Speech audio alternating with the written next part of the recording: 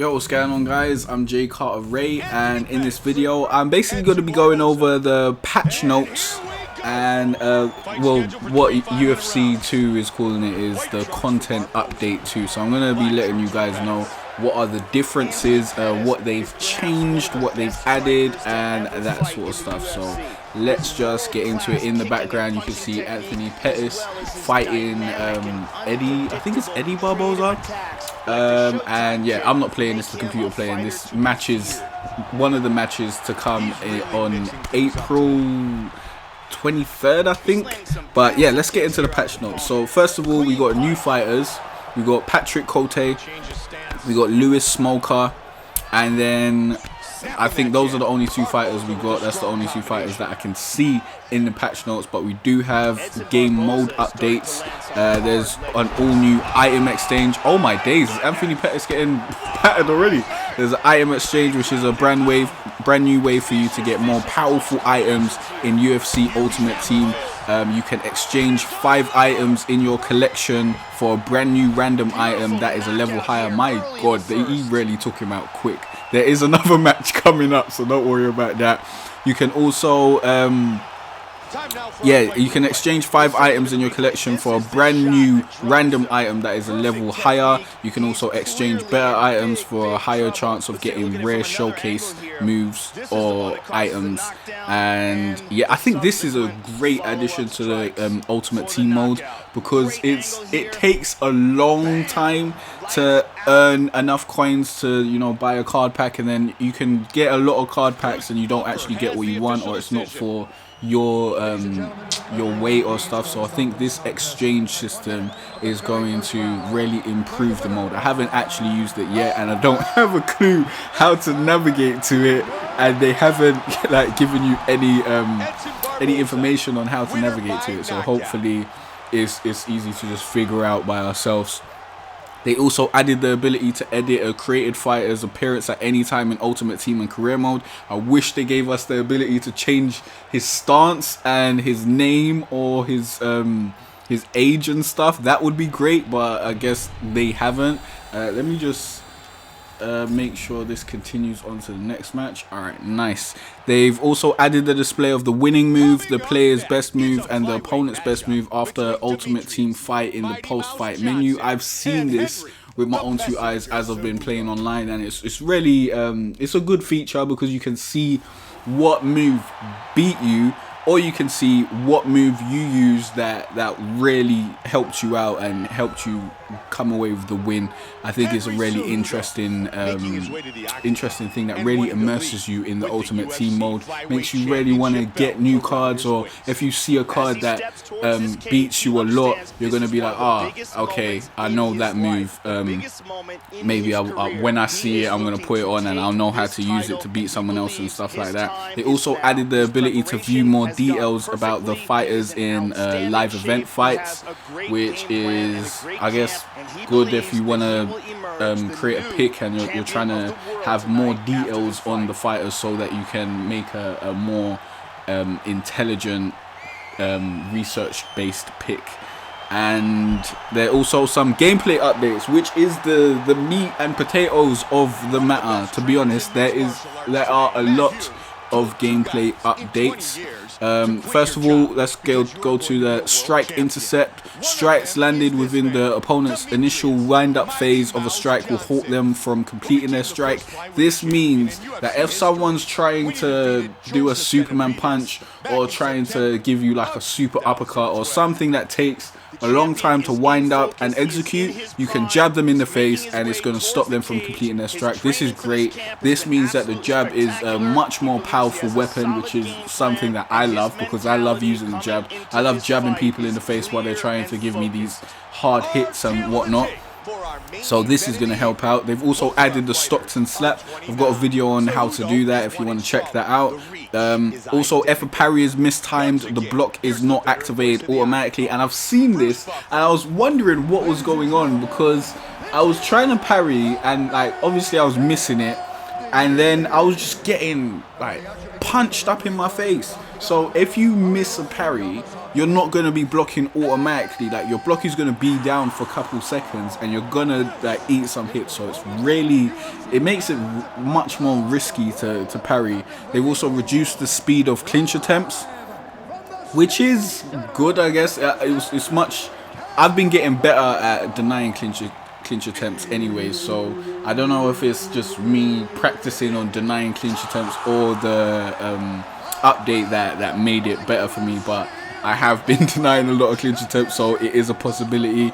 If you don't know how to do that, it's R2 and up on the right analog stick.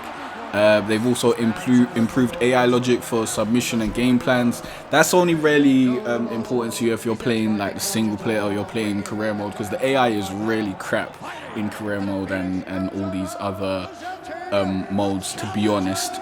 They've also... elbows and punches in Muay Thai clinch cannot intercept transition attempts, which is something that I found out the hard way, because I was trying to... Basically, when I put someone in a Muay Thai clinch, I usually wait for them to transition so that I can punch them and it stops them transitioning, and then they go for a transition again and then I can punch them, and then we stay in that sort of cycle unless they figure out a better way to get out of the Muay Thai clinch. But because you cannot punch people and elbow them in order to intercept transitions anymore, it's really changed up the way I approach the clinch game. Now, if you put someone in the clinch and you're punching them, if they transition, they will get the transition, which is really annoying because punches and strikes are supposed to stop transitions. So I'm not too happy about this, but I understand why they put it in, because a lot of people were saying the Muay Thai clinch is like cheesy and whatnot. So I guess they nerfed it basically. Also, swaying away from the opponent will put the fighter at risk for higher body damage. This is something that I thought was present already, but apparently not. So if you're swaying backwards or you're leaning backwards and someone attacks you to the body, it's going to hurt your body way more than if you were just standing up or blocking up top. Also, the bottom fighter is given grapple advantage after escaping finish the fight into backside. This means that when you're knocked down and you're placed in backside mount after you recover, you can actually transition much quicker than beforehand. They've also added another caveat to that. They've also made the bottom fighters transition to side control from backside mount uninterruptible by strike. So if you're in backside mount and your opponent is trying to, get rid of you, all you have to do is get into side control and he won't even be able to punch you to stop you from transitioning. So if you're in the finish the fight position or whatever, you've just recovered, instead of what I said in my tutorial video, which is block and then transition, it seems that right about now you can just transition straight into side control, and that's probably going to be the best way to get out of that position without, disappearing and being knocked out. So in Sprawl, the bottom fighter will now slowly accumulate grapple advantage, making escapes easier the longer they are held in that position. That's a really interesting tactic, because being in Sprawl is really annoying, especially if your opponent just keeps on blocking your transitions from everywhere you want to go. That's really, really, really annoying. So now over time you gain grapple advantage, so your your transitions take much shorter and you'll be able to escape basically. They've also tuned damage on uppercut combos, but they haven't let us know whether they've turned them up or turned them down, so I don't know what that means. Clinch and takedown attempts are punished more when denied. I realized this yesterday when I was playing online, but I just thought that it was just the mechanic that was in the game already, and I just hadn't really realized it. But when you go for a clinch or a takedown and it's denied, it really impacts your stamina, which I personally don't think that was the greatest addition, because it's really easy to block takedowns, yeah? So when someone blocks your takedowns and you've got low stamina now because this person's blocked your takedowns, that's really annoying. Like, it's really annoying, but I understand if someone's blocked your takedown, you should be punished for it, but I don't think you should be punished as severely. Wow, what is this guy doing? Look at his stamina. Why is he just standing there? I don't think you should be punished as severely as you do get punished. Also, Clinch and Takedown. Oh, well, I just said that.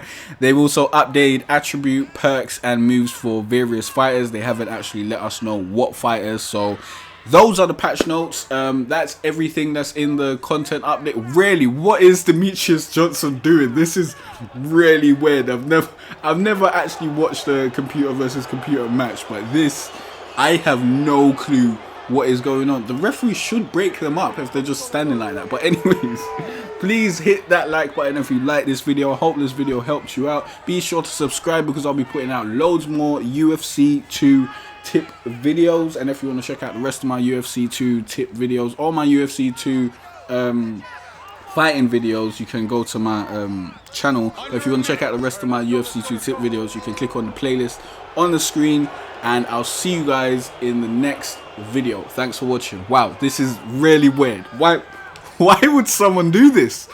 Let me see if the round ends like this. Wow, what the hell is going on?